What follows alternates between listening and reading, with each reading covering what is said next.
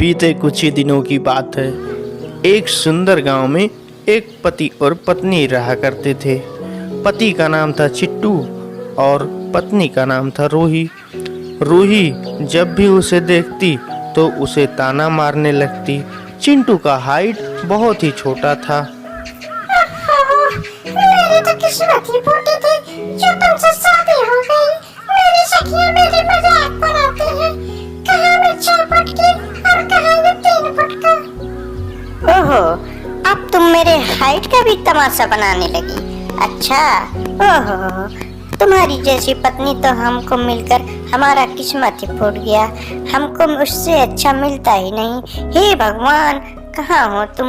Height से क्या लेना देना। अच्छा ठीक है, तो चलो हम लोग घर में चलते हैं, फिर तुमको बताती हूँ। चिंटू बड़े ही सफाई से उसे मनाने में लग जाता है, लेकिन बहुत मनाने के बाद भी वो नहीं मानती है। मैं क्या करूं? मेरे मम्मी पापा भी मुझे लाके तोड़ दिए हैं। देखो ना, इनको क्यों नहीं समझ में आता कि मैं हमेशा मजाक बन जाती हूँ। ओहो, अब मान भी जाओ। तभी वहां पर रूही के मम्मी पापा भी आ जाते हैं। देखो बेटा, मैंने सब अपने कानों से ही सुन लिया है। इसमें तुम्हें बताने की कोई जरूरत नहीं है। बेटा, जब मैंने तुम्हारी शादी की थी तो मैंने तुमको बताया था और तुम्हें अपनी आंखों से देखने के लिए भी कहा था। तो फिर आज तुमको ये दिक्कत क्यों होने लगी? रिश्ते को निभाना सीखो बेटा। पिताजी, देखो, मैं इनको इतने अच्छे से रखता हूँ।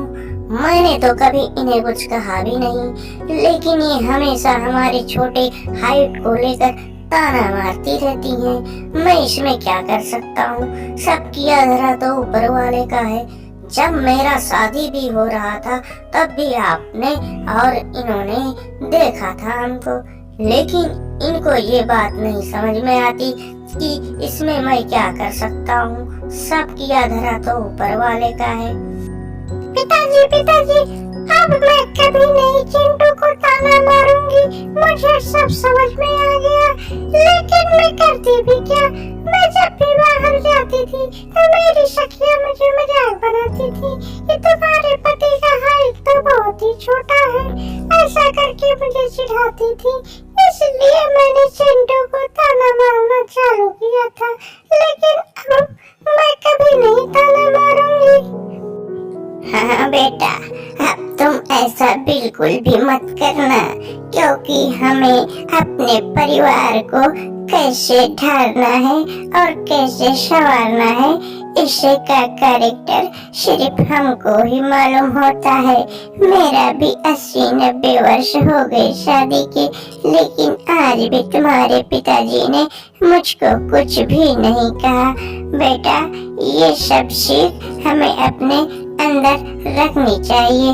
अच्छे गुण हमेशा अपने अंदर रखने चाहिए। हमें किसी की सुनी सुनाई बातों पर नहीं आना चाहिए। हमें इस कहानी से शिक्षा मिलती है कि हमें दूसरों के बताए हुए रास्ते पर नहीं चलना चाहिए। दोस्तों, लाइक शेयर कमेंट सब्सक्राइब जरूर करें, क्योंकि वीडियो